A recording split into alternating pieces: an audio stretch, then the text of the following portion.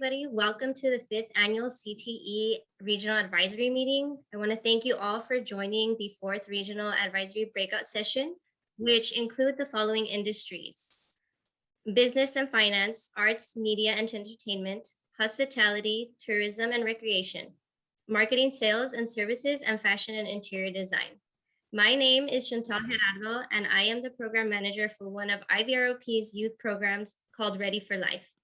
I would like to start off by thanking the educational community, CTE teachers, administrators, students, and industry speakers and panelists that are here with us today. I'd also like to extend a thank you and appreciation to our IVROP staff members, our Educational Services Coordinator, Adriana Hernandez, and our Program Manager, Paloma Nieblas, and our Career Specialists, Barbara Armenta and Sue Caldwell, who will be assisting me today. The goal of today's regional advisory meeting is to maintain the extensive business and industry involvement, the recommendations to CTE programs, and forging connections between school districts, industry, and potential employers that are providing dedicated support to both CTE teachers and students. Before we begin, I'd like to go over some housekeeping items. If you did not register for this event, feel free to do so after this meeting, so we can have your contact information and keep you updated on any future industry breakout sessions. So if you could please introduce yourselves in the chat by writing your name, organization or school, and title if applicable. Also, if you can, feel free to rename yourself by adding your organization to your display name so that we all know where we're coming from. I'll give a few minutes for, all right. Hello, Alexandra, Data Manager. Alex from Interglow, thank you.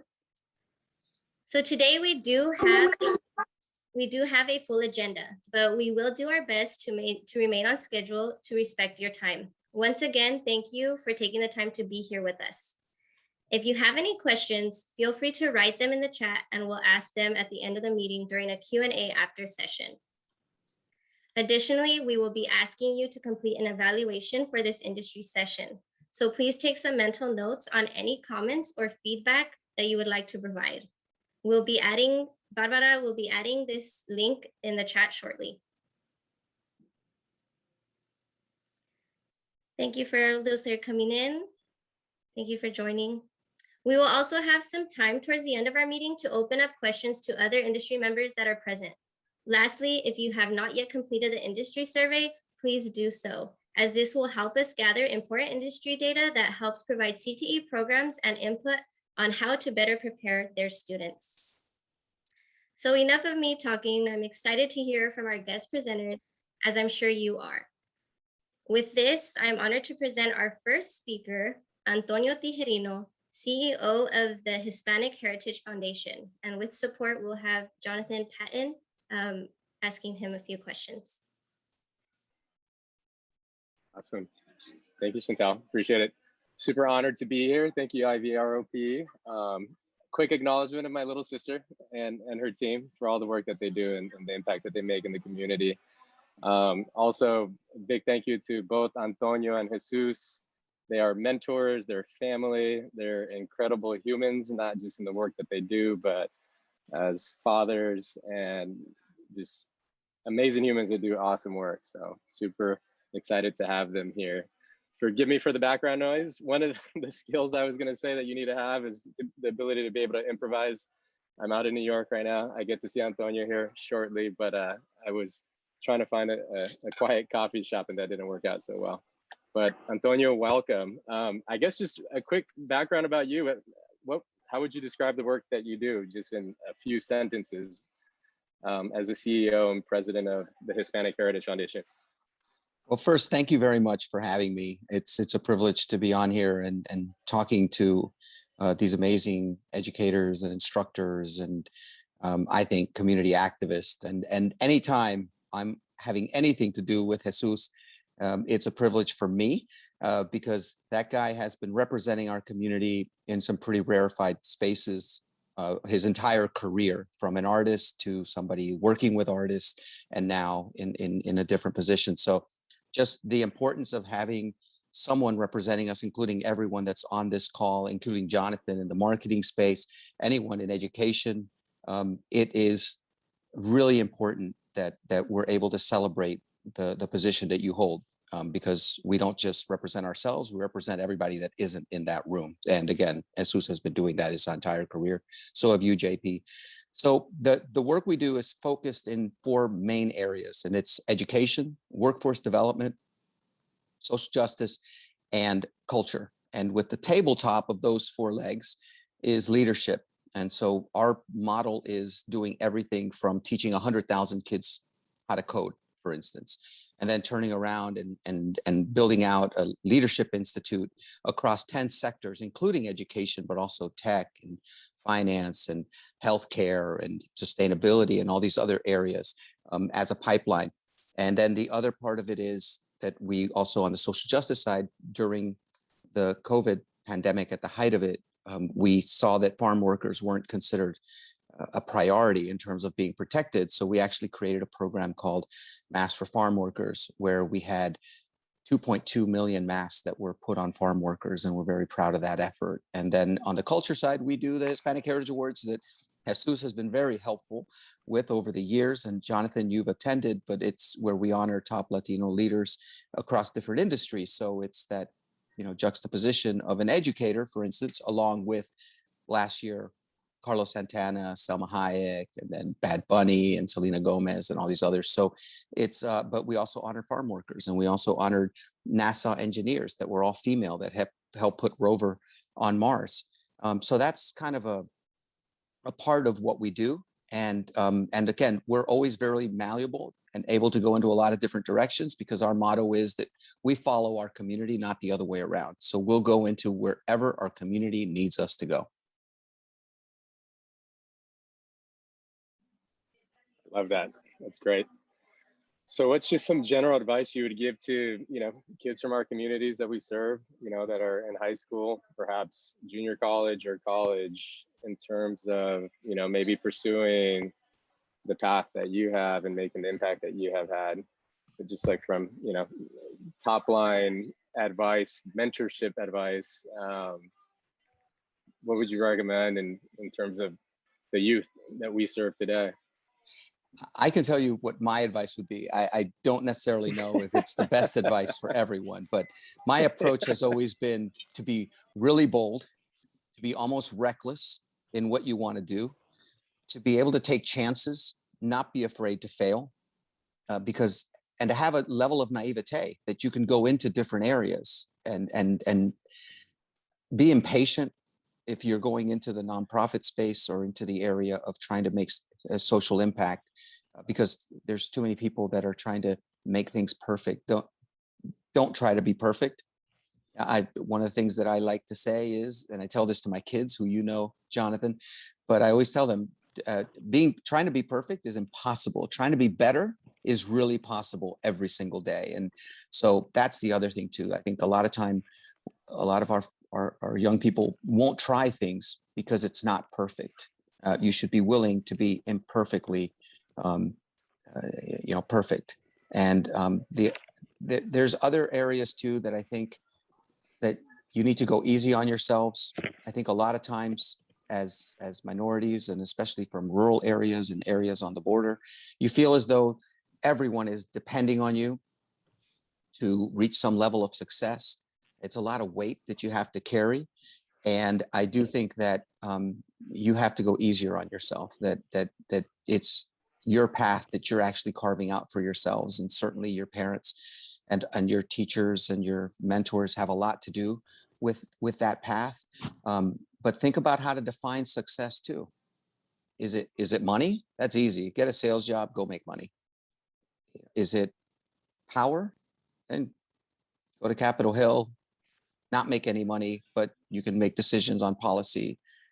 Is it impact? That's harder to measure.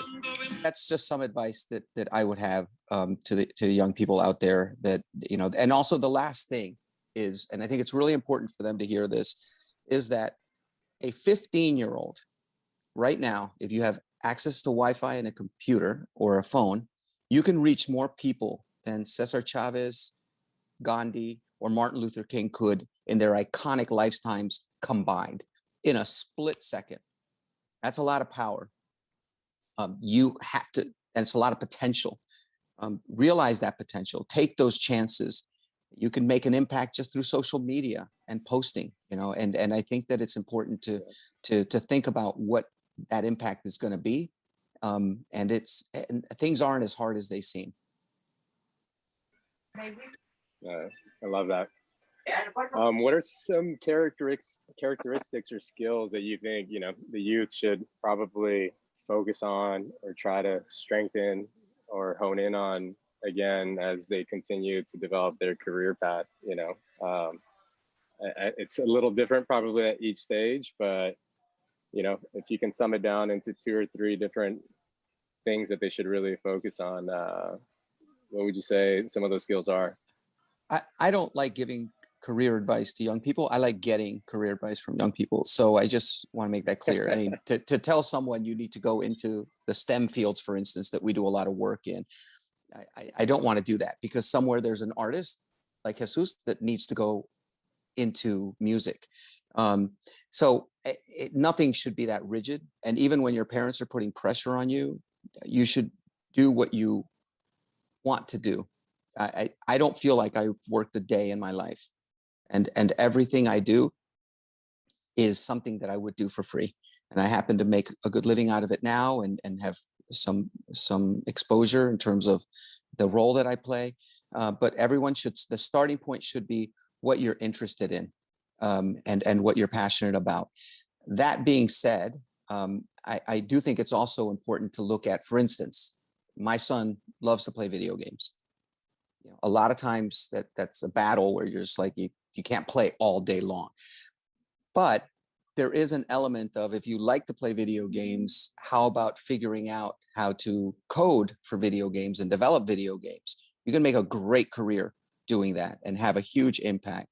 And then the other part of it is, how does that translate? Those skills translate into cybersecurity and AI and other jobs of the future that we have now. So anything can be a path into something else. And you're going to hear from other folks in terms of what their sectors are. But there's a path for everyone in doing anything. The starting point should be what you're passionate about. Otherwise, it's miserable to have a job just to be able to make a living out of it. Amen to that. All right, IVROP team, how are we doing with a time check? It's going to be about 6:50. Do we have a few more minutes, or should we start transitioning over to some of the other speakers? We could sounds like Jonathan ran out of questions. No, I actually I have plenty of questions. Just kidding. I have plenty. I'm playing. I have a list. Well, actually, just ask one more question, Antonio, and I actually have a question for you in terms of what prompted you to go into this career field. That is a great question. So I thank you for that too. There was a time when my mommy was actually about to die, and she was in hospice, and I remember holding her hand. She was just about to go into hospice, I should say. So it was the last woken moments. And she said, "Hijito, I want you to be a good man." And I was like, "Well, I am a good man." And she was like, "Well, I want you to be a good man, not an average man." And I said, "Well, never been arrested. I don't drink. I don't smoke. I don't do this. I don't do that. I don't cheat on girlfriends." And she's like, "Okay, you're bragging about being average. What can you do that makes you a really good man, not an average man?" And that really sunk in for me, where everything I do is based on service. Even when I had a job at a big PR firm and worked with a lot of huge clients, on the side, I was doing community work that I ended up doing for a living. When I was at Nike, I was involved and traveling all over the world, the shoe company, obviously. And then I ended up doing things on the side and within the company, starting their employee resource group for Latinos and everything else. And even at Fannie Mae. And then I get this job. And it's where I needed to end up. But it all started with my mom challenging me to be a good man. And the guy who hired me, Dr. Pedro Jose Greer, challenged me to focus on service in everything I do. And that impact can be felt. I don't care if you're walking through a park and you see a piece of paper on the ground, you pick that up, you put it into the garbage can, you're in a position of privilege that you were able to do that. And you will have an impact on this entire universe by simply picking a piece of paper up. So service opportunities are everywhere, and especially where you live. And I just want to thank everyone that's on here for their service. Oh, that's awesome. Thanks for that. Being of service to others is the greatest gift we have as humans. And Antonio lives that day in, day out and supports so many people. So we're grateful for you, Tony. Love you, JP. Love you too. All right. Thanks, everybody.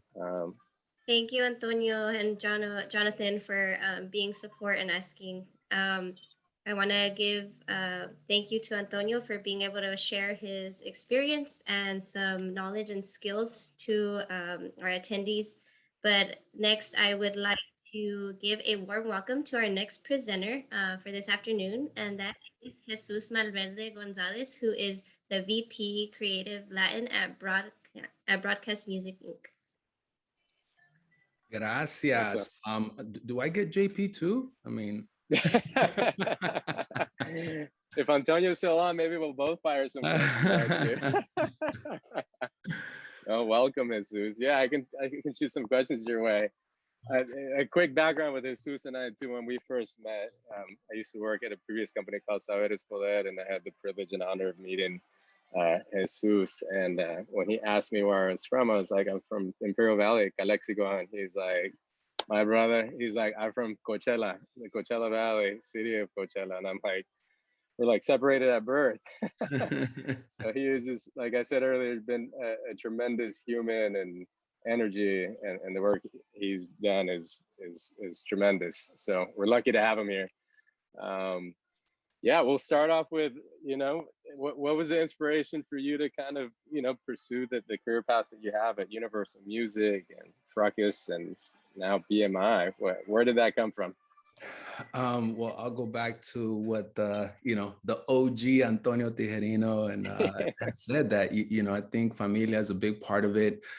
Being from the Valle de Coachella, my tata, de Coachella también must be Imperial. My abuelo, my tata was a bracero, came to the Valle de Coachella from Sonora in the 60s as part of that work exchange to the Valle de Coachella to basically work in La Pizca de Uva, ¿verdad? At the time, my mom was 14 years old, the youngest of 4 sisters. She was brought not to, have the privilege, the luxury of education. She was brought to work in the fields, which she did for more than 30 years.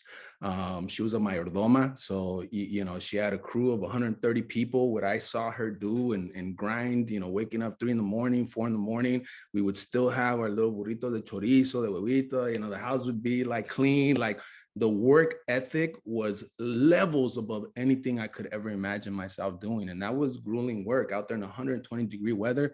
And so I grew up in that. And she was always like social justice at heart. We'd always have families that got off the railroad that, she would take to help on immigration and get their services. And I always saw that growing up. So it really instilled in me that work ethic. And my tata always would tell me and sort of look at his hands, and they were like rocks. And he would say, mijo, like, yo tengo que trabajar con las manos. Like, if I have to work, it's like pick more grapes, it's dig a deeper ditch, right? He's like, yo quiero que tú trabajes con la mente. And to him, even me working at a bank or a teller, he's like, ves, ese es hombre de negocio. And he would tell me, yo quiero que tus manos sean lisitas, And I always say, I got those like wussy hands, right? But it's like, it's that work ethic, what they did so that my hands could be like that. And I have a couple but that's from working out. But it was that inspiration, like siento un deber. I grew up in the winter break, summer break. It was like summer camp. It was alfil, it was la poda, it was la pizca. It was like, it was grueling, and it's crazy because throughout my life, I would see the same familias and the work ethic and the family, right? When it came, you were there at 5, but by 11, when the lunch broke out, it was a taquitos, a burrito. It was such a loving experience when I think of it, that instilled in me that sense of I can achieve anything, and they sacrificed. They sent me to private school, private Catholic school. I was the first in my family to go to college, get my degree. I pursued the arts, music. I was signed to Universal as an artist. I went by Malverde. From there, I transitioned to an executive. going to be one of the top executives of Universal Musica, working with Los Tigres, Juanes, J Balvin, Karol G. I mean, you name it. You know, I got them their big Pepsi deals, MasterCard, traveling all over Latin America. And I always in my head had what my tata told me, right? That I can work with my brain, I can work with my mind, and there's no limit to that, right? There's only so many ditches you can dig. There's only,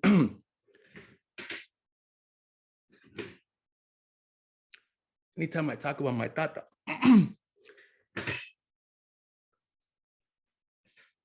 wow. Take your time, brother. Take your time. Yeah, take your time. Eso no lo esperé, eh? But it really,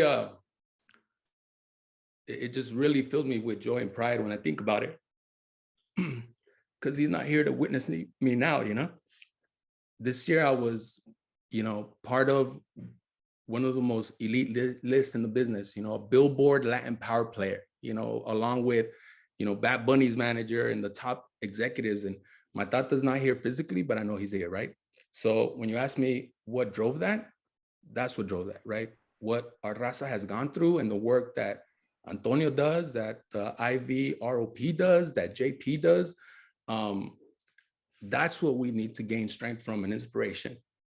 So long answer, but ahí está. Yeah, that was beautiful. Thank you for sharing. And your tata and abuelo's looking down on you right now, proud. He's going to continue to do that. So, talking about music, media, entertainment, you know, for a lot of us that weren't exposed to that at a young age, and a lot of us that have grown up in the Imperial Valley and Coachella Valley, you know, I think music and entertainment and media is just such a foreign thing. It's like, where do you even start to, or where do you even begin to pursue something like that? Like, what would you recommend as a younger cat trying to find their way? You know, it's like Antonio alluded to, right? His son plays video games, and it's like, antes no juegas estos video games. Now it's like the future is video games, the metaverse, right? Now there's teams. My little kid tiene dos, lo voy a entrenar a que juegue video games. Kids are winning millions of dollars now playing professional video gamers, right? So hay algo para todo. And I always tell, you know, when I speak to kids, high school, you know, college especially, it's like, you know, when you think about the things you love to do, there's a whole industry behind it. You know, we're all on social media, get Instagram. Well, that's an app. I have people that work there that handle the Latin side of Instagram, you know, connecting with artists, with influencers. There's people that are social media, you know, specialists, and every artist from Karol G to Balvin has a team, and there's someone that does their Instagram. That was someone that does their publicity, dealing with media companies, right? There's people that work at Telemundo, at Televi, like, so para todo en el área creativo, hay una industria that's billions and billions of dollars on the touring side, on, you know, so in terms of how did I get into it, pues para mí era poesía, ¿verdad? Creciendo con lo que vi, you know, the injustices I saw that our raza went through, you know, my environment, I would write poems. And in college, I was initially a creative writing major. And I remember back then, I'm aging myself, but it was Prop 187, and you know, it was the protests, and I saw guys out there like, you know, rapping, and then I had poems, and you know, I had a DJ friend. He's like, "Pues sabes que, you know, if the poems you put them to a beat, oh man, the next day I was rapping," you know, and that's where it came from. That's awesome. You know, spreading a message. Para mí era like, if I can share my experience, you know, and show that this mocoso from Cochelita, you know, that came from abuelo that was a bracero, you know, and I went to college. I went in one generation, right, from the fields, and that's hard, you know, respectable, and that was the base that I built everything on. You know, when I did the artist thing and then transitioned to an executive, it was because I had my education, you know. So in terms of the creative, I was able to turn my passion, like Antonio said, into a living, right? And nowadays, even more so with everything being digital.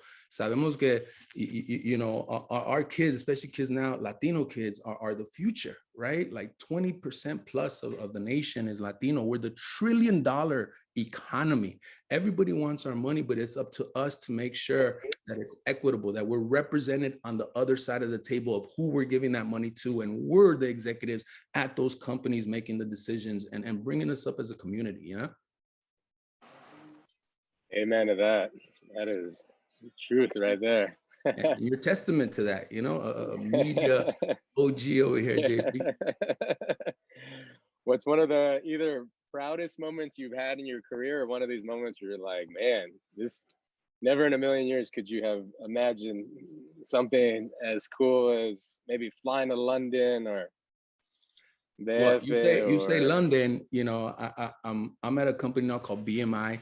I was at Universal for 7 years. I was senior vice president of brands and partnerships. So I'm the one that connected. If you saw Tigres del Norte presentado por, like those brand deals with Pepsi and J Balvin, MasterCard and Juanes.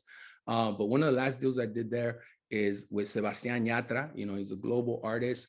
We did a big deal with Tommy Hilfiger, and they shot it in London. So we were in London, like right before the pandemic, and they rented out Wembley Arena, which is a iconic stadium. And they're doing this commercial with Yatra on top for like a, cologne that came out. And I'm sitting there and I'm like, wow, Latinos are truly global. There was 100 people in the crew, like they were shooting a movie, and it was in London. And here I am, a Mexicano in London, and it really felt like, a sense of like, wow, if as a community, it used to be, shamed. A lot of our parents, our abuelos, they got punished for speaking Espanol in the classroom and in the workplace, right? And I always tell people, like, mira, antes they demonized it, and now those same people that demonized it, their kids are listening to it, Bad Bunny is the #1 artist in the world on Spotify, in the world. J Balvin's like number 4 or 5, and that's Spanish language. So for me, every day right now is such an exciting time for our raza. Obviously, so many challenges that we're facing, and the good work that people like Antonio do, that JP do, and representing us, right, in media and putting our face, and making sure that we're represented. So ahorita it's a great time to be alive and be Latino and hablar español y ser mexicano. I love that, brother. I love that. Yeah, thank you. This Quick is time. Jonathan. Quick Just time, we'll just have I'll ask one question and then we'll wrap it up after that and move on to the next speaker. But Jesus, thank you for sharing. And I just have one question to help guide this agenda and keep moving forward. But what is a must-have skill in order to succeed in your industry for others? What is a must-have skill? El que se rinde pierde. That's it. Perseverance, determination. Yes, it's that hustle that our abuelos, our abuelas had when they came here with nothing but the shirt on their back. So échenle ganas y pa' adelante. Yeah, amen to that. Thank you so much for having me. Thank you, my brother. Thank you, Jesus. Your time. So thank you, Jesus, for sharing that, the fruitful knowledge. We appreciate you taking the time to share your experience. But now moving forward for our third presentation for this afternoon, I am glad to introduce my brother, Jonathan Patton. He is the Group VP of National Sales at H Code and B Code. Woohoo! I feel like after those two, you can't go anywhere from being at the top with those two. So thank you for having me here. Chantal, if you feel like asking me a few questions, you can. I can give a little bit of background about my experiences, but really, really honored to have had Antonio and Jesus here just to kind of share their stories, their career paths, and just the incredible work that they do. So grateful for them day in, day out. I guess, yeah, a little bit about me. I'm the Group Vice President of National Sales and Partnerships at H Code. We are a digital media company.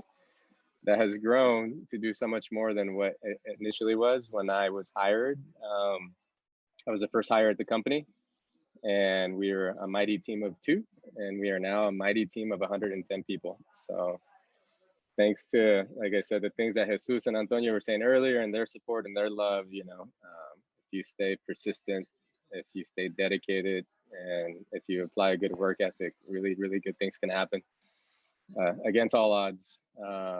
I'm born and raised in Calexico, California. I love going home. I try to go home as often as possible to visit my family, and I love everything that Calexico and the Imperial Valley stands for. The traditions, the family, the food, the culture. And I continue to carry that with me everywhere I go. In fact, I'm in Manhattan, New York City right now, and I bring a lot of love for all those things here with me, including any other city that I have the privilege and honor of traveling to because of work. But yeah, a little bit about the digital media company. I think everyone knows that digital media is so expansive now. It includes so many different things. It includes social media, influencer work, creating content, creating a lot of the commercials that we all used to see on TV, but that we're seeing on all these different platforms now, whether that be Snapchat, Instagram, TikTok, Facebook, of course. So it's been kind of great to jump into this space, but really great to continue to elevate the voices of multicultural audiences and Hispanic audiences, because selfishly, that's who I am through and through. And it's great to have companies and work with other companies and big brands and Fortune 100 companies that want to come in and support, our communities. It's a challenge. It's not being done perfect. I think there's so much more work to do across the board, but it's exciting. I think it's an exciting time, and I think there's a lot of opportunity, and I'm excited for what the next 5, 10, 15 years will hold, not just for all of us, but our kids and the future generations that are going to come after us. So, Jonathan, what can you share, like, your experience or how you got to this position? Yeah, a little bit about just kind of ending up here was kind of interesting. Growing up, I always seemed to do well in school and sports, and I think at times there's the challenges, so many different challenges, cultural challenges, educational challenges, in some cases the lack of resources, lack of mentorship that doesn't exist for our communities. And I hope that collectively we can all change that and impact that in a positive way. But found my way to UCLA. I got a full ride or an academic scholarship to UCLA, and there's a bit of culture shock coming out of Calexico. You go to a big city like LA, and it was very overwhelming at times, but you find your way, you stay persistent, stay a little stubborn, and you kind of study all the things. And I think some words of advice actually that I would give to younger generations too is that you don't always have to do it like everyone else wants you to do it. You get one life, and you got to make it count. And sometimes you're going to find a different pathway than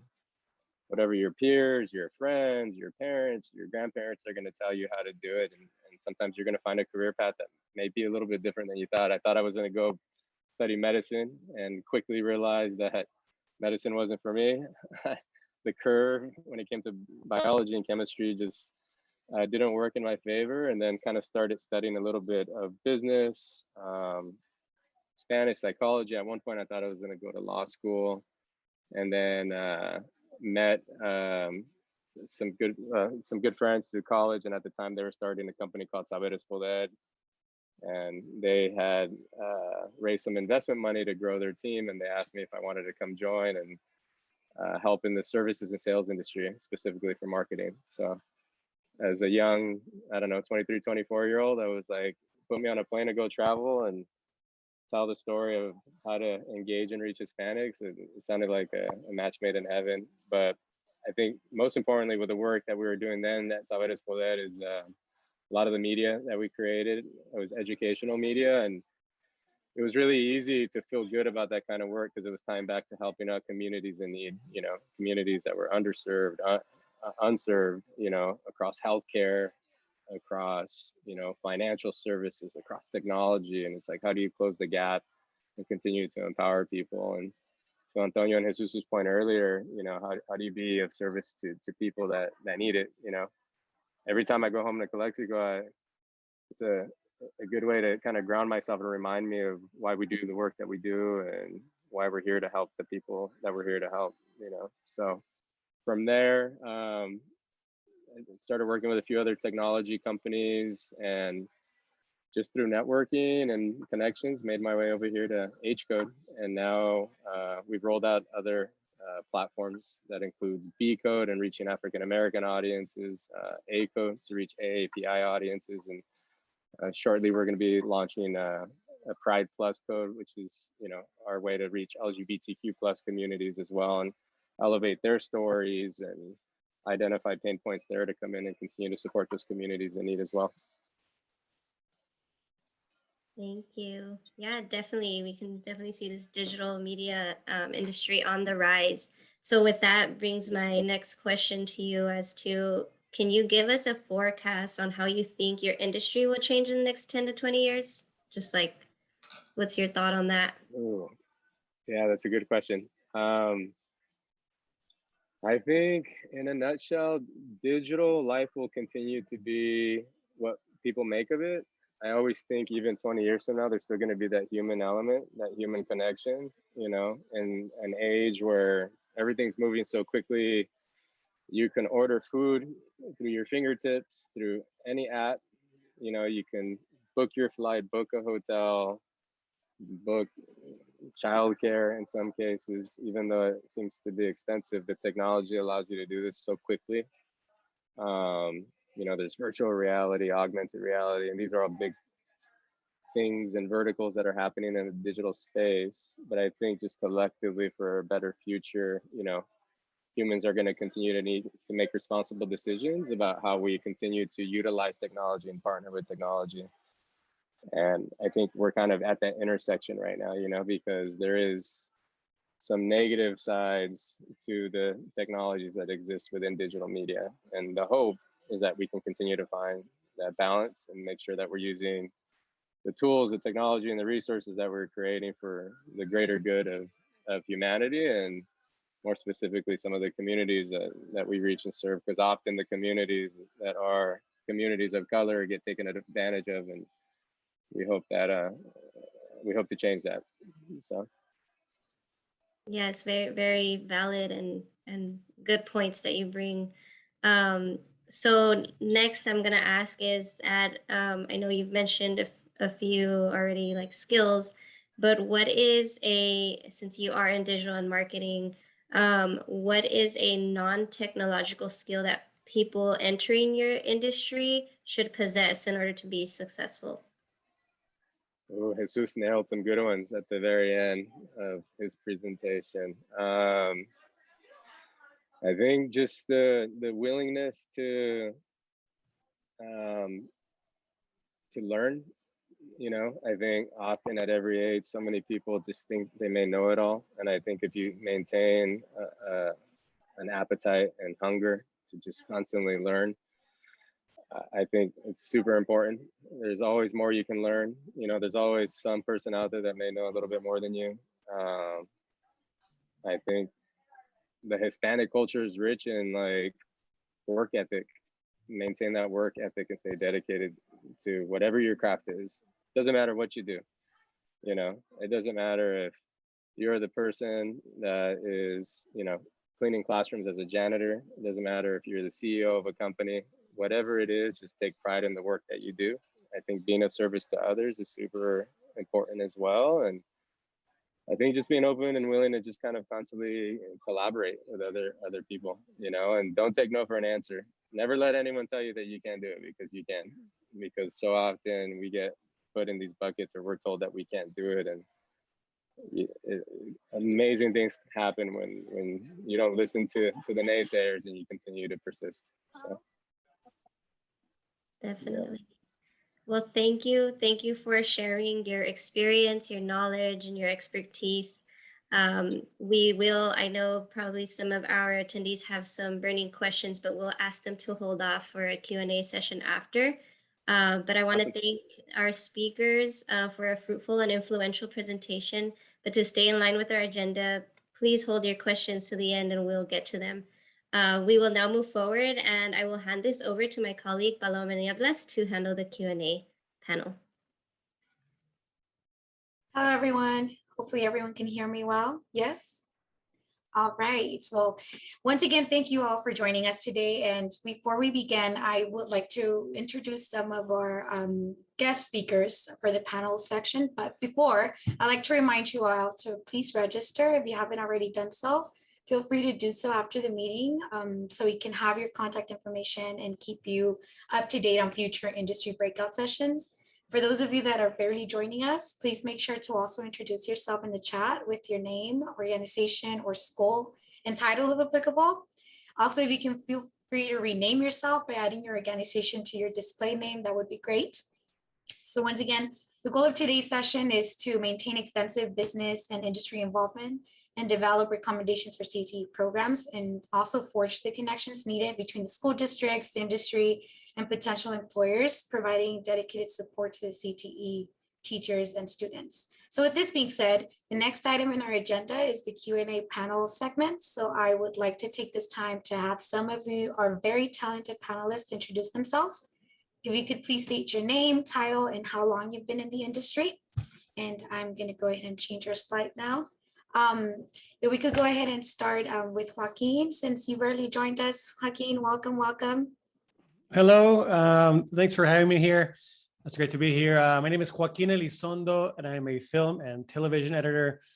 Been now editing or working in media, broadcast media, probably for around close to 20 years now. Awesome. Thank you for being here today, Joaquin. And so we're going to go ahead and have Daniela. Daniela, are you here? Is she here? All right. Well, we'll proceed with Alex. Alex, if you could quickly introduce yourself and give us a little information on your background. Hey everybody, Alex Tamayo from Interglow Creative, the owner here with our firm. It's an advertising agency located in Imperial Valley. I've been in the industry for about 15 years now, and happy to say that I've been fortunate enough to work with a lot of clients, but my absolute favorite is IVROP. Yay. So, good to meet all you guys. It's a pleasure and an honor to be here. Thank you. Thank you for being here today. So Alyssa and Lisette, if you could introduce yourselves to the crowd. Thank you. Hi, so my name's Alyssa Macias, and I'm the owner of Agape Lash Studio here in the Imperial Valley, and I'm also a brand owner. Thank you, Alyssa. Hi guys, my name is Lizette Diaz, and I'm the owner of Trendsetter Salon here in El Centro. Welcome, welcome. So Nathaniel, are you there? Yes, I'm here. Hi, Nathaniel, welcome. Hello, so my name is Nathaniel Zecharibanyaga. I'm the CEO and owner of a manufacturing design and production studio here in the Imperial Valley. And I'm also a graphic designer slash fashion designer in the industry. Awesome. Well, thank you all for being here today. We're going to go ahead and go straight to our questions. So let's begin this segment by asking our first question to Joaquin. So Joaquin, could you please kick us off with the next question? So what volunteer, internship opportunities, educational background, or certifications would you recommend students to take during and after high school?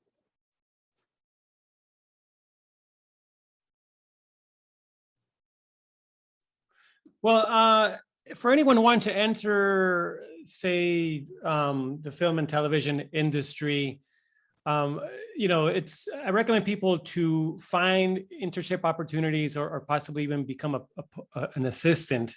Usually that's kind of like the way to get into to this type of industry. It's just getting on a movie set, right? If you want to work on, say, film, try to get on a film set as an assistant, as an intern. If you want to work in post-production and editing like I do, same thing. I mean, our department has usually a post-production assistant. We also have editing apprentice. So there's also that. I definitely recommend that. Or also just simply looking up internships at any production houses, right? Anyone that's doing, say, commercials, reality shows, documentaries. That's the best way because this industry is based on relationships. And so it's very important that right out the gate to start building that network. It's about your network. And the best way to build a network is just is one of the good ways to build a network is to go into these places, say like a set or a push or a production house as an intern. Definitely something I would recommend. Awesome. Well, thank you. Alex, do you have, for this question, would you like to add any thoughts? Yeah, well, definitely, like Joaquin said, any opportunity that you're presented with within the field of your choice. But even then, to expand on that, I would actually encourage anyone to really take any opportunity they can, perhaps if they're not able to get an internship in something that they're interested in or pursuing, really just taking advantage of something else that maybe might make you uncomfortable or cause you to grow in a different area, because every opportunity is an opportunity for growth. So that's kind of to add on to what Joaquin said. Definitely any opportunity you can get in what you're interested in. But if something like that's not available, take any opportunity you can get. And like we said, work hard at it and gain whatever you can from that opportunity. Yeah. Any of the other panelists have any input you would like to share at this point in regards to your industry? Alyssa, Nathaniel. Like for the art industry, there's not a lot here, but like you could go to hair shows or hair classes. Now they even have some online trainings that you get certified that, you know, help you in the future, even if you're not in school or done yet, but you could take extra courses that are offered online. There's also YouTube is very educational now. So just try to find anything you can to educate yourself, because there's always something to learn. Thank you. Any more comments?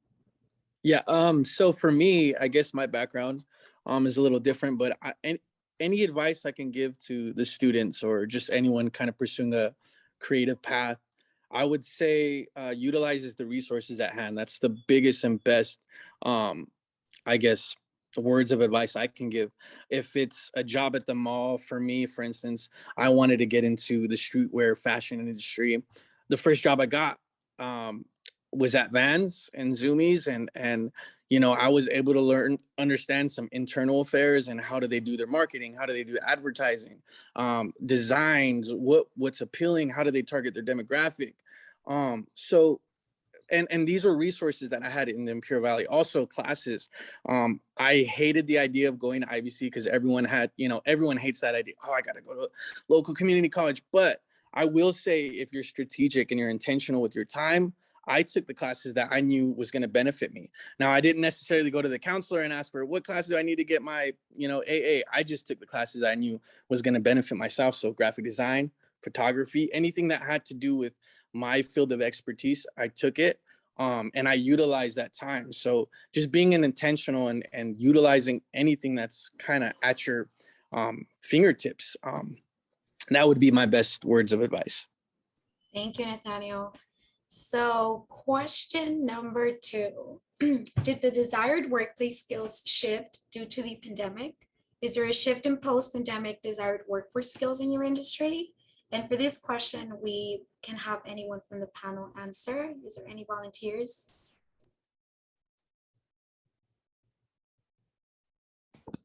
Yeah, I can take it unless anybody else wants to.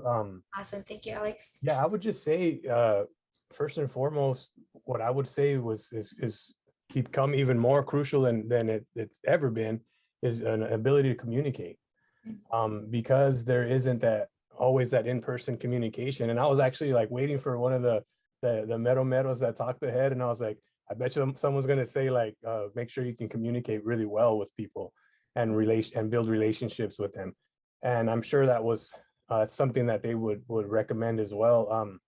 So yeah, I think what really shifted is what we saw. Everything had to be distance meetings, distance learnings with our kids, for those of us who have kids.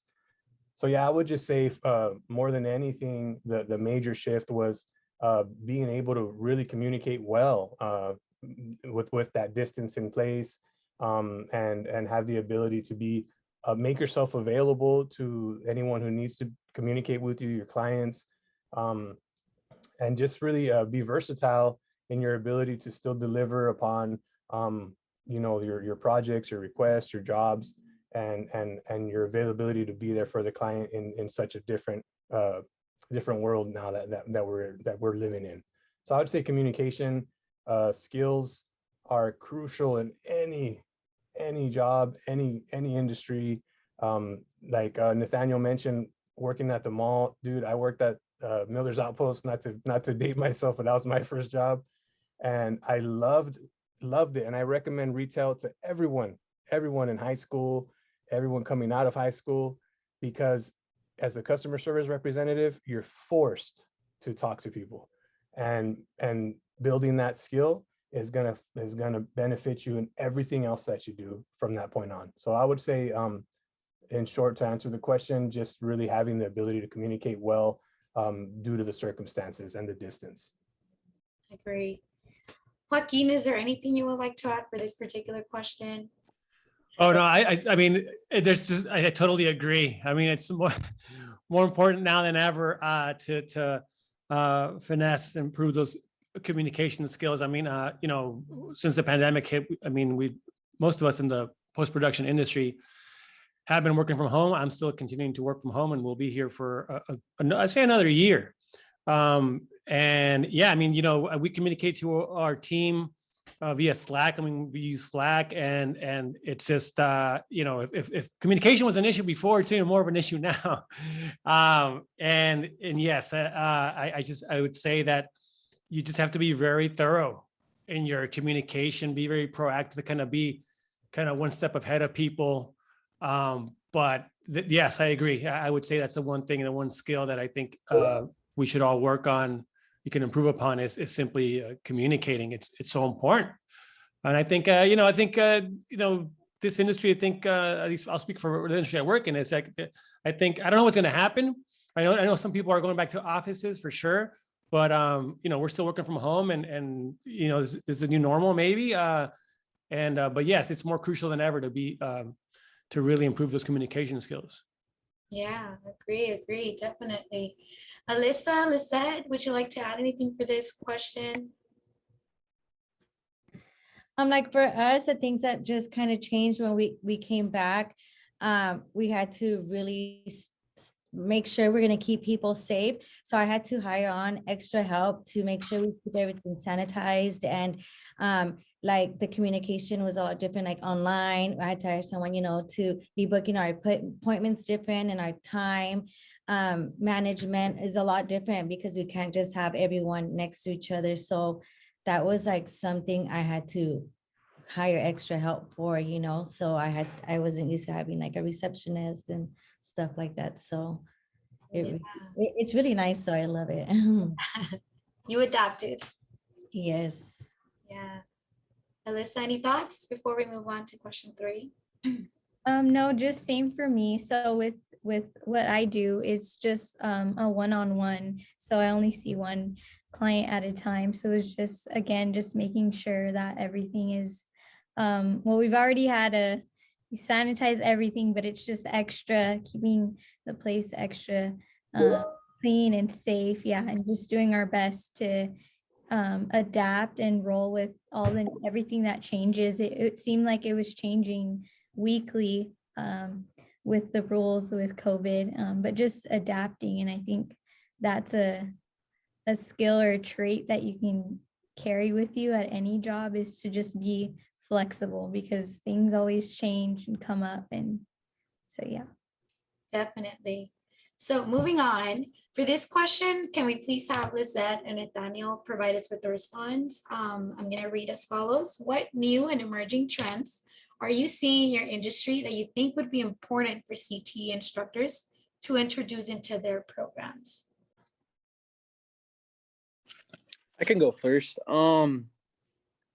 So particularly in my industry, I think something that's super cool seeing is the crossover in fashion, and it being fashion and design and also manufacturing is being kind of at the forefront of a lot of entertainment. And that goes into the culture that's set with a lot of these students, what they're seeing, what they're into, a lot of new avenues and I guess you can say creative and entrepreneurial, pathways for students. Like for instance, now with online, the e-commerce market, you're seeing kids being the forefront of a lot of these, groundbreaking marketplaces. Like I'm not sure if anyone's familiar with like the NFTs and even fashion design in general. These are things that in the past 10 years I wouldn't even consider being in high school and taking classes like, fashion, what? Or there's this thing called streetwear, because I feel like during my senior year around 2012 it was like barely being groundbreaking, but being able to like take classes or being able to interact with someone at a level that I would like to now, that's something that's like there's so many possibilities and so many routes to take. Just like the first two speakers were mentioning, like it's the next generation's time to kind of recreate that path. So I think the new and emerging trends are going to be what really sets the tone. And I had this discussion too with an intern. It's like I feel like for a lot of us, even here in the Valley, understanding to have a bigger, I guess, how would you say, think bigger, we have to understand to humble ourselves and allow our roofs to be the footstool for the next generation. And I think with the emerging trends and stuff that we really don't understand, really all we can do is like support, and give them that, facilitate, I guess, a space where they can create and develop new avenues. But I don't know, I hope I answered that question right. I hope I didn't butcher it.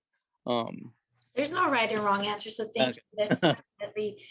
Liz said, Alyssa, would you like to pitch any ideas? Yeah, for me, like what I see so much now, because I've been in the industry for 19 years. So from like when I started, we didn't, like I said, we didn't have like social media and stuff. So social media is so important to learn.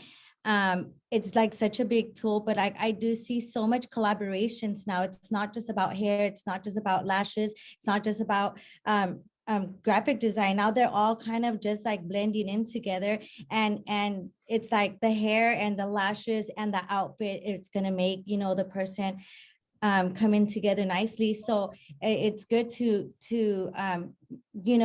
make relationships with others, not just in your industry. It's so important. I see so many young entrepreneurs that want to start their businesses, want to do hair, want to be a barber, and it's so important, I think, to take a business class. When I started, I took a business class in the SBDC, and I think that just helped me get started because we didn't have all these other, social media avenues that we do now. But I think it's so important to have a business class, learn the social media, and make relationships with others. And like how you guys are doing now, the fashion industry is just so big, and it's not just one thing, they all kind of tie in together.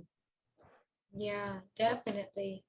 So if nobody has anybody else to add to this question, we can move on to the next.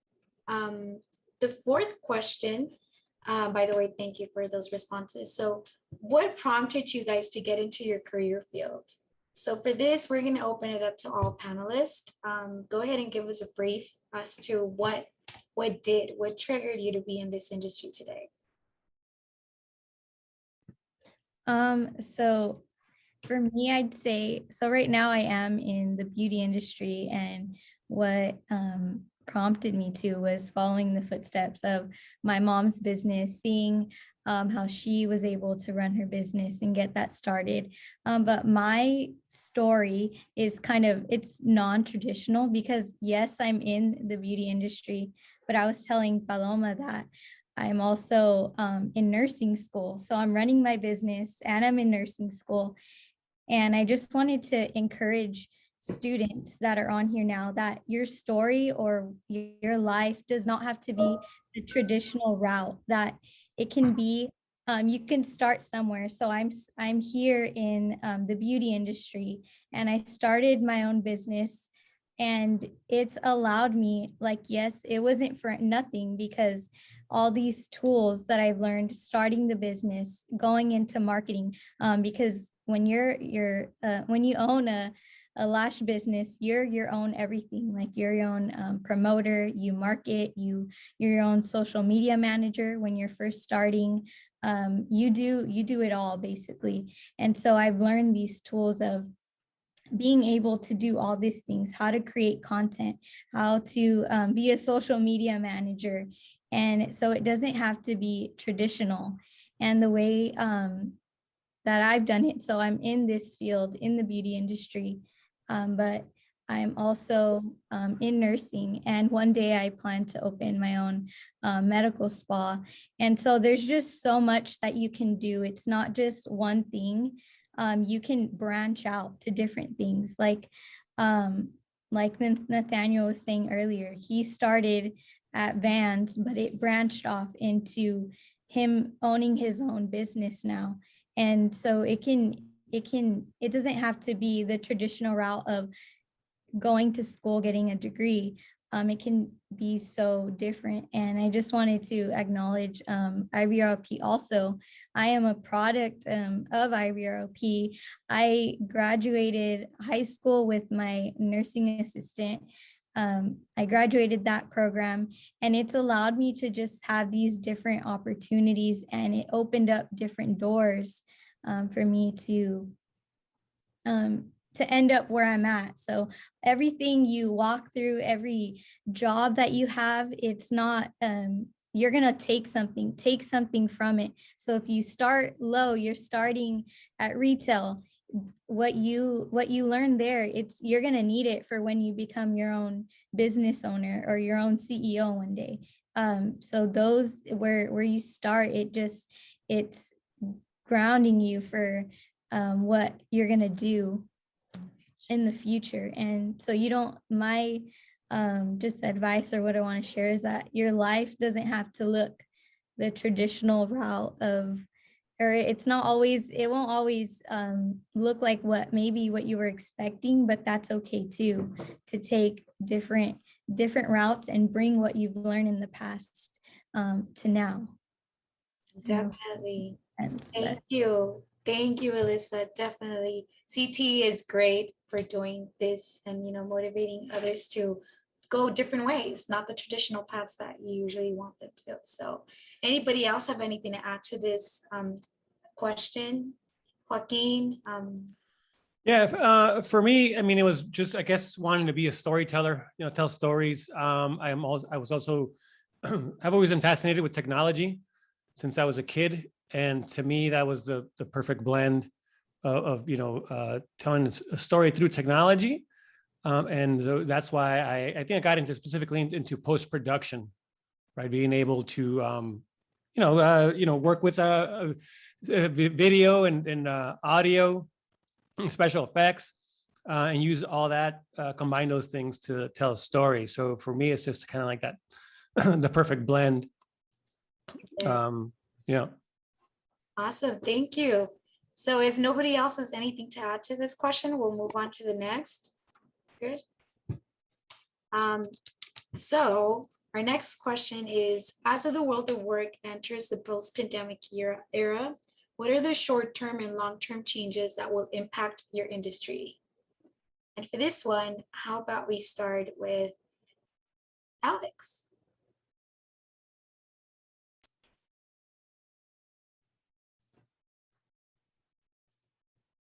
All right, I was just rereading that question because it was like, okay, wait. No problem. That's where they're there. Yeah, as the world of work enters the post-pandemic era, what are the short-term and long-term changes that will impact your industry? Well, I think Joaquin actually touched up on something that was very accurate in terms of the actual physical workplace. So our industry's changed significantly, and I'm guessing Joaquin's in the same boat. Previously, the ad industry, marketing, advertising industry, you really had to put on a show with your building. I mean, I worked at places that were like $1 million buildings, and I mean, it was the whole dog and pony show. And what we've seen change is basically the work from home model, right? All my team members and employees, they work from home, and I really wouldn't want it any other way. I wouldn't want to force them to come in Monday through Friday to 5. So I think really the short-term change is we're still kind of experiencing that now to figure out whether or not that's going to be a permanent change, or if that's going to be something that's just temporary, and we're going to move forward to where that, you know, that presentation or facade of excellence is still necessary.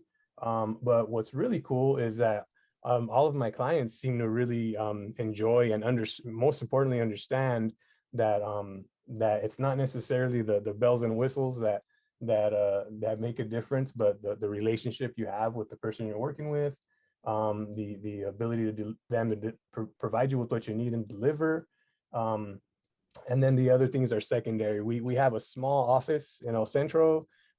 It's a couple of desks and computers that we go there for meetings, but it's not the what it once was. So I think short term, long term will be just essentially in our industry would be the nature of how business is done, whether it's still in these grand castles of offices, or if it's going to be understood amongst the client and the service provider that, hey, you know what, we might be working out of our office at home, or we have a small office for meetings, but the work is still able to get done. Definitely. Yeah, you're right. I think Joaquin did share earlier that he has been working from home for the past couple of months, and he foresees doing it for the next year as well. So yeah, same here. I've been working, this is my home office, and I'm so comfortable, and I really don't need to be at my office. So I'm like, why am I going to leave? No, don't make me go. But we have it there as a benefit and service to our clients. So if they want to meet, and in case I haven't vacuumed or something, that we can meet there instead. So yeah, definitely. awesome. So anybody else want to share on this question? Has it been a positive impact? Has it been a negative one? Yeah, I would like to touch on specifically because my business kind of elevated in this pandemic. I actually established my business during the pandemic, and just for those that don't understand the manufacturing world, it really leveled the playing field for us because the overhead in working in a rural area is super cheap. And the funny part was I pretty much built a business plan on how I was, because a little background about me is I was doing manufacturing, production, design in downtown LA. But my heart was to bring it back to the Valley. Somehow, some way, I knew that we needed to boost the local economy. I knew the youth needed some type of outlet. So I was, struggling. Like, how do I bring it back? How am I going to engage the clients that are in LA or overseas or in New York? And the reality was I took the leap of faith to come back. And right when I came back, the pandemic hit. So I was like, oh man, what am I going to do about this? This is like, how is this going to work for me? And the way that it balanced out was because of the pandemic, everyone was doing shipping, and a lot of the overseas clients were doing all their fulfillment within the States because majority of their consumers were in the States. Now, prior to the pandemic, you could get stuff printed here, ship back to Canada, then fulfill it from Canada to the States, and you wouldn't have a lot of customs fees. But now, because of the pandemic and because of the customs and traveling overseas, the taxes are insane. It just made more sense to fulfill in the States. Now, with people like clients from LA or clients from New York or clients from Chicago, because we're producing in a rural area where overhead's super cheap, we were able to still execute, give them super competitive pricing, and all you're really having to pay is like a $50 shipping fee that saves them thousands of dollars. So really, I was able to adapt to this situation and bank off of it. And it really, if I can put it into perspective, one client in LA or in Chicago pays pretty much our whole overhead for a whole month and the employees. So just one job. So imagine, 10, 20 in a month. And yeah, it shifted our whole perspective. Now, the short-term changes I understand as, you know, we're able to execute in that short-term amount of time where we can continue these relationships. The long-term goal is we're actually going to be able to continue those relationships with the clientele base. And it's just, it set us up for success. So yeah, that's the beautiful thing about the pandemic on the manufacturing side. Awesome. Yeah. So there was some positive changes with this whole post-pandemic change. Anyone else want to add anything? I mean, I realize we kind of already touched on most points, but I would like to open it up for those that haven't spoken. Yeah, I mean, I'll say that it's, yes, if it's a good or bad thing. I'm still trying to decide that, because it's, you know, it's great to be at home, right? I feel like I'm much more productive. And I certainly do not miss the LA traffic. But you know what? I gotta say, I miss the camaraderie of the office and being able to share ideas with my colleagues. You know, it's just, and again, going back to communication, it's just so easy to walk over to someone's office or someone to come to your office, right, and go over any questions or whatever. And so in that sense, that's certainly what I miss. But, you know, maybe, I guess my solution would be to have kind of like a hybrid, you know, setup where, you know, I don't know, maybe whatever it is, 50-50, whatever, 75-25, whatever it is, you know, to be office and at home. But like I said, I mean, like in the industry I work in, you know, some people already have gone back to offices. I couldn't tell you like the kind of like the percentages, but I mean, I think in general, you know, especially working with, say, directors and producers, you know, nothing beats being in the same room when collaborating. So, but yeah, no, it's definitely changing. I mean, this whole, you know, remote setup has, you know, that's the thing. Could our jobs be shipped overseas? Why not? Can they find editors in, you know, India and in Mexico and Canada? There's a lot of talent everywhere around the world. So that would be, I guess, the one thing I would be worried about. Yeah. All right. Well, if nobody has anything else to add, we'll move on into our next question. So what pro tips would you offer to anyone considering entering your industry to pursue a career? And so again, this one will be open for all panelists. So Joaquin, you may want to begin since you're. Yeah, I mean, look, there are a lot of things, right? But I think, you know, again, this industry is built on relationships. I can't stress enough the importance of networking and networking at a young age. It's also very important to practice. I mean, it's so, you know, right now with you know, we can make a movie with our phones, right? In a pretty darn good looking movie. So, and, you know, a lot of software is now free, you know, to edit. So there's no excuses really. It's, you know, I'd say get out there and practice, tell your story, whatever it is, right? Or just go out there and shoot something and edit it, put some music to it, get creative. It's you know, that is now much more, it's just easier than when I started.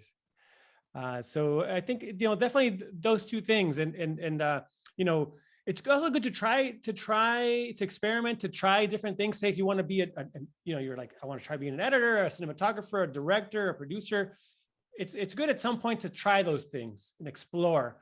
But it's at some point, it's important to set goals, define your goals, and find the path where that begins and stick to it, because it could be a lengthy road. And it can be very difficult to go down one path and then try to make try to steer into the next path. I'm telling you from experience. And so that's also important. I think it's just at some point to really define your goals. Yeah, definitely. Alex, anything you want to say on this one? Yeah, you know, I actually touch up on what Alyssa said about being versatile and your ability to learn as many skills as possible. And also piggybacking on Joaquin said is basically like, get out there and try your hand at different things, right? So Alyssa said, hey, I'm a social media manager. While I'm doing my lashes and I'm having to manage the business and wear many hats, so to speak, right? And that's what I would tell anybody is really get your hands into everything, and not only because you're going to benefit from learning, you know, an array of skills, but you're going to find what you're really passionate about, and you're going to be able to excel in all of those different areas. But just in general, when I came out of college, people were very, this was like '04. People were very like one thing or the other. Like you're either a designer or you're either a video editor or you're either whatever.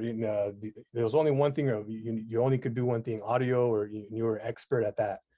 And fortunately for me, I studied advertising design, but in my free time, I loved video editing and audio editing. So when I came out at that time, it was really unique for someone to have multiple skills. Now it's like a requirement, like, oh, you just design, like get out of here, you know. But yeah, so I would say be as versatile as possible. In the current industry, learn how to do video. Joaquin touched on it greatly. You can make a video, you can make a movie with your phone, and it's so true. There's obviously levels to everything. The level of a professional developing a video or a movie, but do everything you can to excel in any area. And so just be versatile, learn everything that's at your fingertips. It's only going to benefit you, because if you know how to do web design, programming, video design, graphic design, social media management, and all those, if you know all of that, you're more valuable to a company or to yourself, your own company. So that's what I would say, like, be versatile, learn as many skills as you can. And then along that journey, you'll probably find something you really enjoy. And if that's something you're able to do as often as you want, or in a more of a full-time manner, then you'll be happier for it. So yeah, just be versatile. Thank you. So if no one else wants to add on this question, we'll go ahead and move on to the next. Alyssa, do you want to say something? I'll say something like, for someone starting out, it looks like so glamorous, but it's very difficult. So like everybody said, find a mentor, find someone that's going to help you.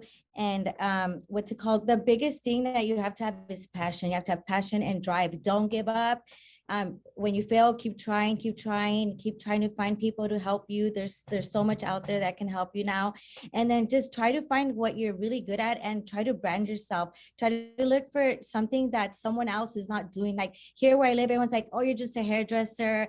Like, hairdressers don't make any money. And I was like, I know I have this gift of like transporting with color. So I kept taking it to another level and educating myself, going to hair shows, finding someone I look up to and asking questions, ask questions. I would go and volunteer my time, like even if it is just to go put a bobby pin in the hair or something. Like, don't give up and just keep on pushing through, because it's not easy and the industry is not easy. And some people do make it look easy, but it's really not. So just set yourself apart, find something in your town that someone else is not doing, so you could stand out, brand yourself.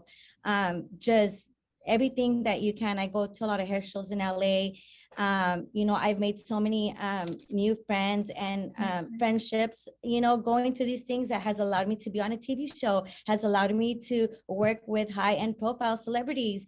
And it has opened so many doors for me and my daughter and my staff and my assistants, and that people, I come back and I bring it to the Valley and they're like, wow, how'd you do that? Because I didn't give up.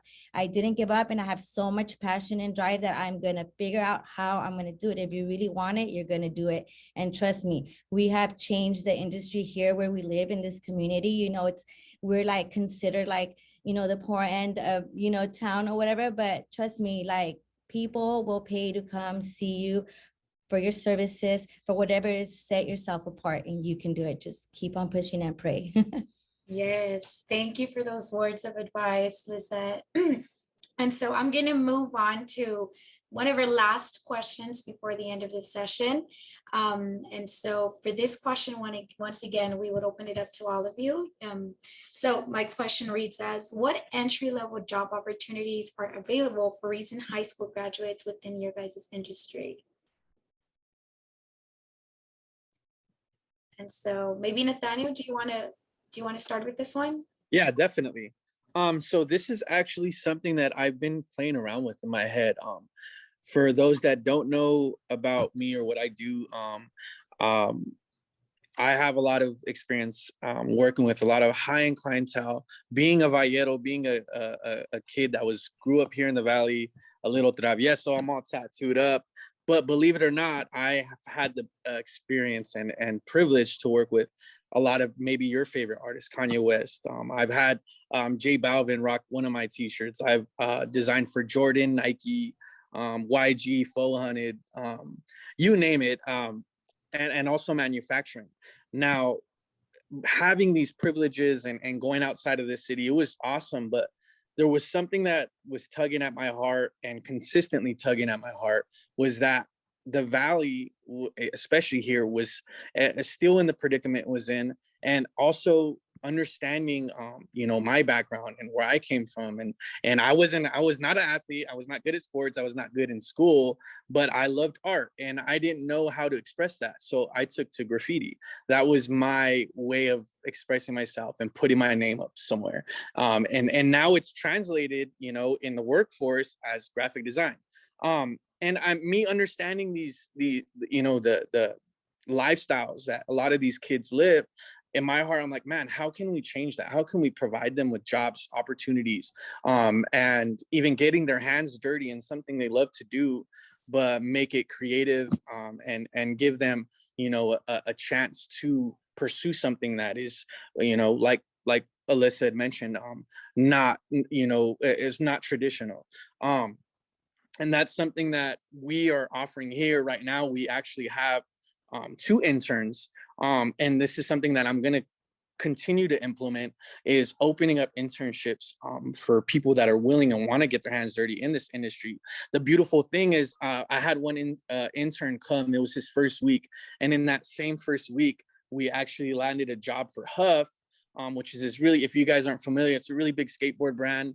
We were able to do this rush job, and he just interned, and we printed the job out, and they called me up. They said, hey man, why don't you guys come to our headquarters in downtown LA? I'll introduce you to, a couple of heads, you check it out. So I was able to bring them over, a couple of our interns over to the Huff headquarters. And it was something that was, I knew in that moment that it impacted that kid's life, because he, in the span of 1 week, he was able to experience and meet people that he'd looked up to forever.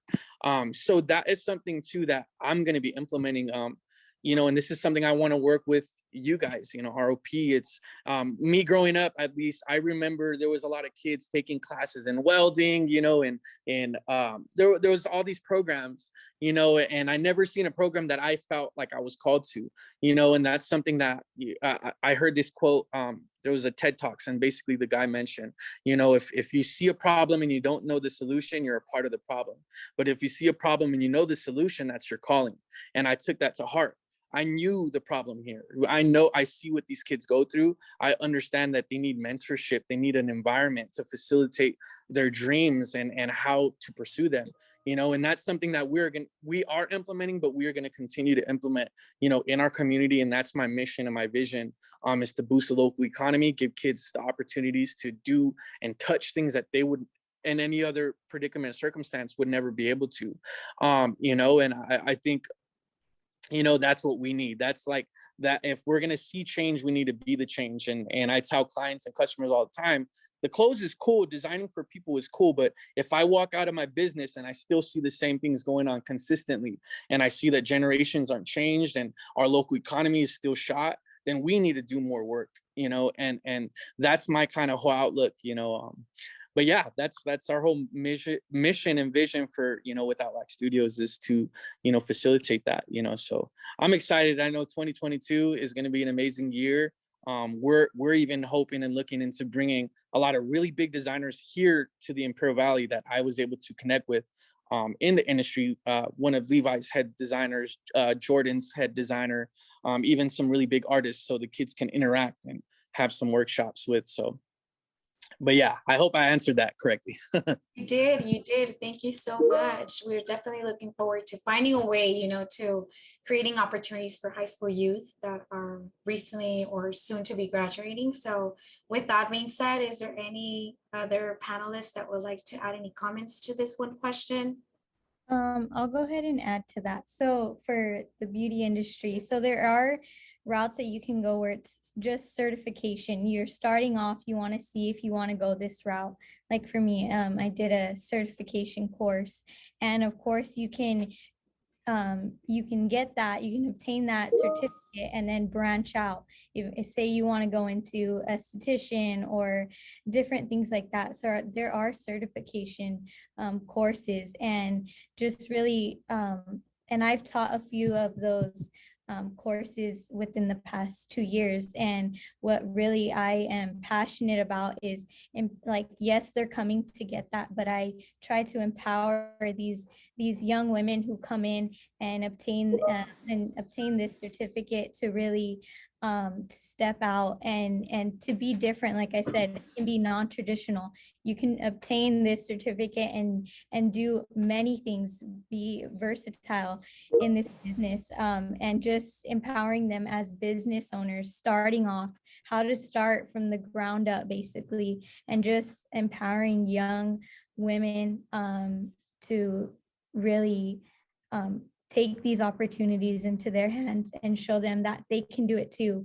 Like, it doesn't matter if you're 21 years old, if you're right out of high school trying to start your own business, you can do it. It doesn't, like, the age does not define where you can be. And I think even me, surrounded, I'm 23 now, but being here is just an honor, being surrounded by many very successful people in various different industries. I think it's just a testament of to keep going and pursuing. And so, yeah, I think just finding a mentor and just being empowered. And I'm all about empowering the next generation, because us as a generation can only do so much. We need to rise up leaders to go out and do what we can't do, teach them and pour out all we know to them, so they can, take that baton and keep going and go further than we can have ever could in our lifetime, and to keep inventing, keep going and pursuing. And I think that's just my thing, being non-traditional. And yeah. And like for me, I'll just add to that. I've had a couple girls that from high school, one of my clients, her daughter was misbehaving. So I told her, send her in, I'll have her work right here and I'll put her in line, So she came in volunteering, as a receptionist to help me out. And then I started, like, help me wash the hair, help me do this. And so she started learning and she started really liking it. So I actually have two of those. And after, while they were in high school, they would come after school and help me, and they just loved being around us. And now they're, after high school, they went to beauty school and got their license, and they're very successful hairstylists. So I'm so proud of them. And this is my biggest success story. I was a young mom, and it was really hard, back in the day. Like I said, we didn't have like a lot of social media and stuff to promote ourselves. So I really worked hard, and I would work long hours and long days, and she was just along with me, and she would help me. I would tell her to, like, help me wash the hair, help me curl it. And when she was like 8 years old, she was already doing hair and makeup. Even when, like, before high school or in high school, clients started calling her for their weddings to do wedding makeup and wedding hair. And she just learned business. She learned, to do hair, to do makeup. And now, she just branched out to so much more. And when she was in high school, she said, I want to be a nurse. I'm never going to be in the beauty industry. And I was like, okay. She took the IVROP, the CNA course, and she loved it. So I'm like, okay, she's not going to do any beauty stuff. But then she had a little break and she says, I'm going to do lashes. And I said, okay, yes, we got her in. But like, she continued, she did her lashes. She became very successful right away because she knew how to market herself. She knew how to run a business, by watching me and learning. And, and then she's doing her nursing school. And like, we have so many big plans in the future for both of us. And it's so awesome that just one person can change another person's life just by helping them or teaching them a little bit. And I love to teach kids. I love to give back. I teach them to give back to our community. I've done fashion shows and hair shows, and the proceeds we buy toys for like the Betty Joe McNeese. And like, I just love to teach how to always keep helping others and giving back. So just try to grab a hold of someone and and try to take it all in. Thank you. All right, well, this has been a great Q&A session. I want to thank you all for being here today. We are very close to our ending time. So again, I'd like to express our gratitude to all of you today, presenters and panelists. Thank you for sharing your expertise and knowledge. Additionally, thank you to everyone that attended today's meeting. We hope that this information has been valuable and will serve you and your class students as well. Finally, thank you all to the ROP staff members involved in supporting today's meeting. And, don't forget to fill out our session evaluation. Hopefully we did amazing and you guys come back the next year. And session evaluations are very important to provide us feedback on today's event. That'll help us to improve the next upcoming sessions, like I said.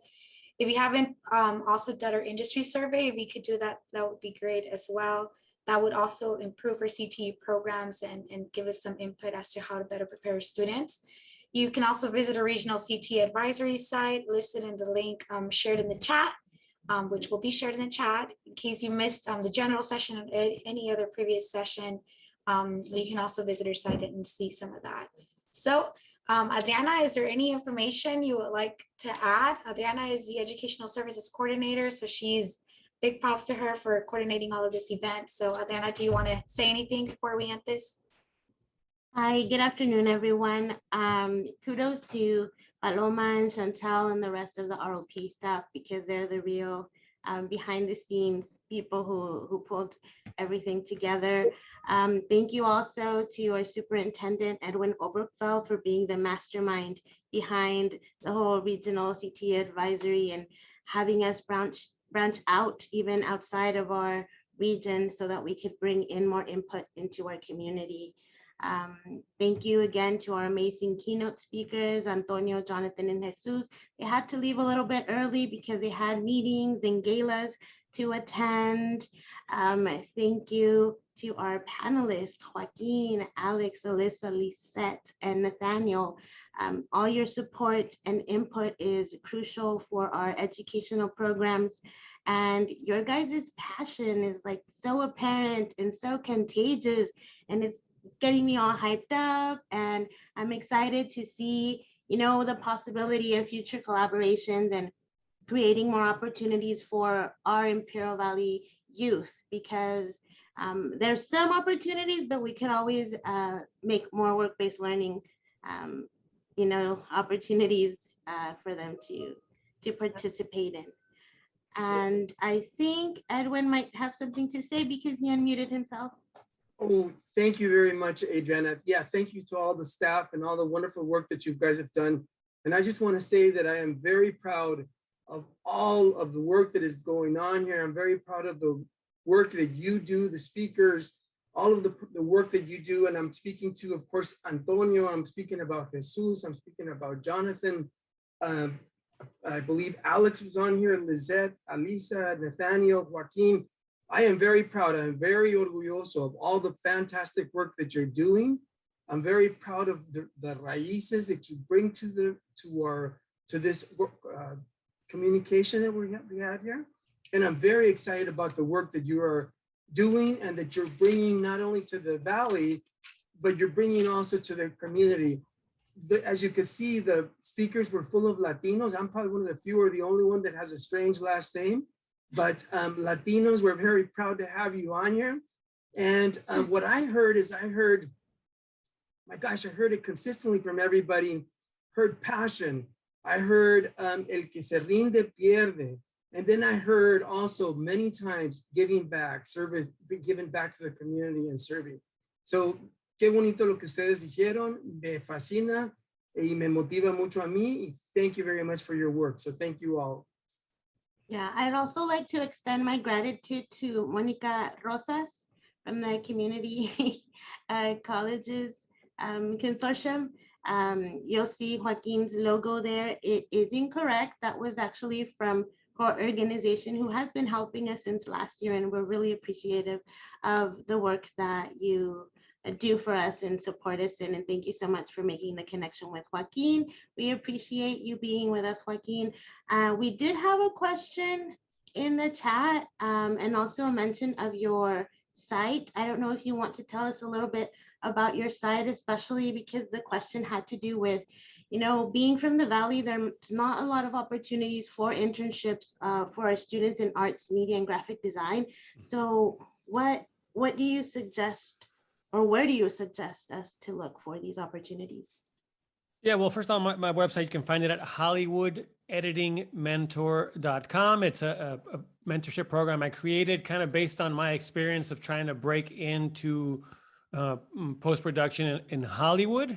And yeah, it just simply is, you know, I certainly could not have done it by myself. I had the help of a lot of people. I have my mentors and certainly communities. So, you know, I have a podcast. I do a lot of YouTube videos, anything to help out anyone that is that aspires to be an editor or looking to advance their editing career. But a lot of resources there. You can find it at hollywoodeditingmentor.com. And as far as you know, production houses and agencies, honestly, it's I would say take a look at your favorite TV show or your film and look at the credits. Who's producing this? And go, you know, do a simple Google search, or imdb.com is very good. And they also offer their subscription service, which is IMDb Pro, which you can dive deeper into that system. But that's how it works. It really is writing cold outreach emails or phone calls. Don't wait for things to be posted. Honestly, they're really not. And so you just have to go out there and get it. Tell people what you're passionate about, what you want to do. And that's how it starts. So making those contacts and hopefully getting opportunities to say entry-level opportunities, like say being an assistant, right? Or an intern. But that's how it works. You've really got to go knock on doors or write cold emails. But yeah, that's really how it is. There's like really no, that's the thing about this industry. There's no websites or anything out there that post these jobs. It's all word of mouth. Thank you very much. And I'll leave it back up to Chantal and Paloma. Once again, thank you all for joining us today. Thank you. All right. Well, thank you. This concludes the session for today. Again, we appreciate you being here today and the words of advice that you provided to the students in attendance, our teachers, our administrative staff, everyone. So I don't know, Chantal, do you want to add anything? Yes, I would just like to say again, thank you. We appreciate you taking the time to be here with us and giving us all your experience, your knowledge. But one thing, if you do happen to have a question and you didn't get to insert it in the chat, please feel free to email us and we can definitely reach out to our speakers and those who are on the panel, and we would definitely update the website for you guys to get those answers. But again, thank you again, and you all have a lovely evening.